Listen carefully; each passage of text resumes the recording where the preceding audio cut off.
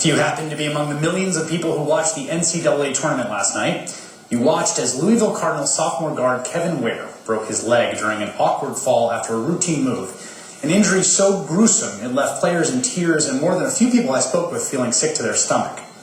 It's one of those gasp moments. People who saw it in real time howled out involuntarily at their TVs. Everyone in the stadium was, according to reports, completely affected. Social media blew up. And immediately after, people wanted to know if Ware's leg was going to be okay and if he was ever going to play basketball again. But they also wanted to know, I wanted to know right away, if Ware isn't going to play basketball again because of this injury, is he going to be able to go back to Louisville next year, and is he going to have a scholarship?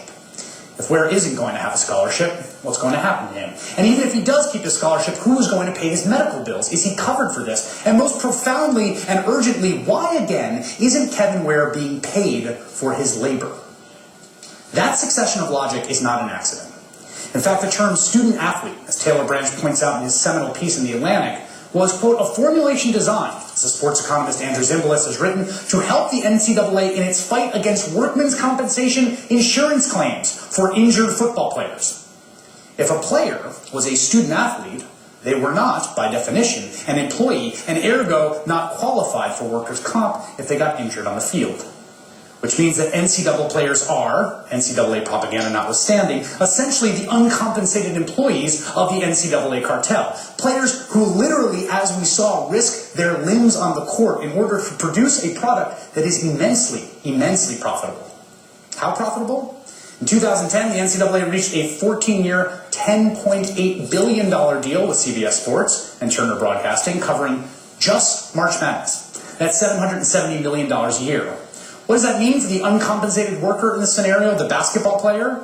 Well, there just happens to be a March study that provides the number. Football and men's basketball players at top sports schools are being denied at least $6.2 billion between 2011 and 2015 under National Collegiate Athletic Association rules that prohibit them from being paid, according to a study by the National College Players Association and the Drexel University Sport Management Department. What would the fair market value of these players be?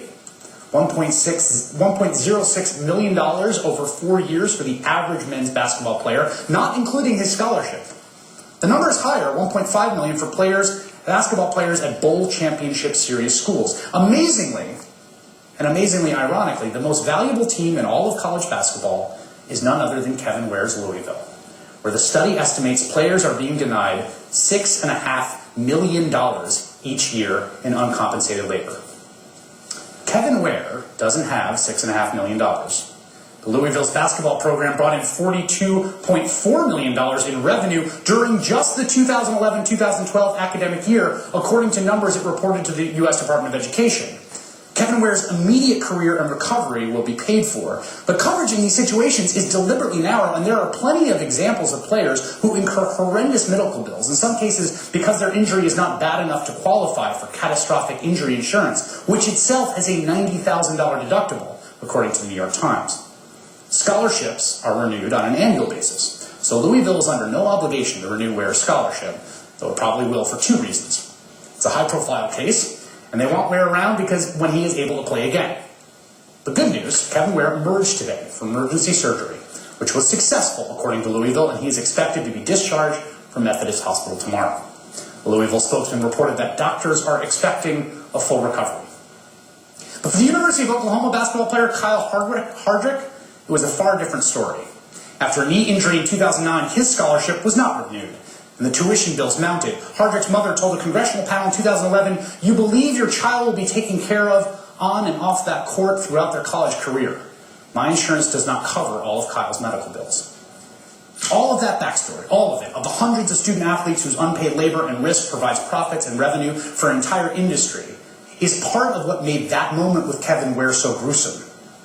It was gruesome on a human visceral level because of the severity of the injury and obvious intensity of the physical trauma. But it was also gruesome because in that moment, while all of us were sitting and enjoying and watching the game, all the people making money off it, including the advertisers and athletic directors and apparel companies, had to reckon for a brief instant with the notion that the agony that kid was the very thing that made all of this possible. We'll be right back with clip 3.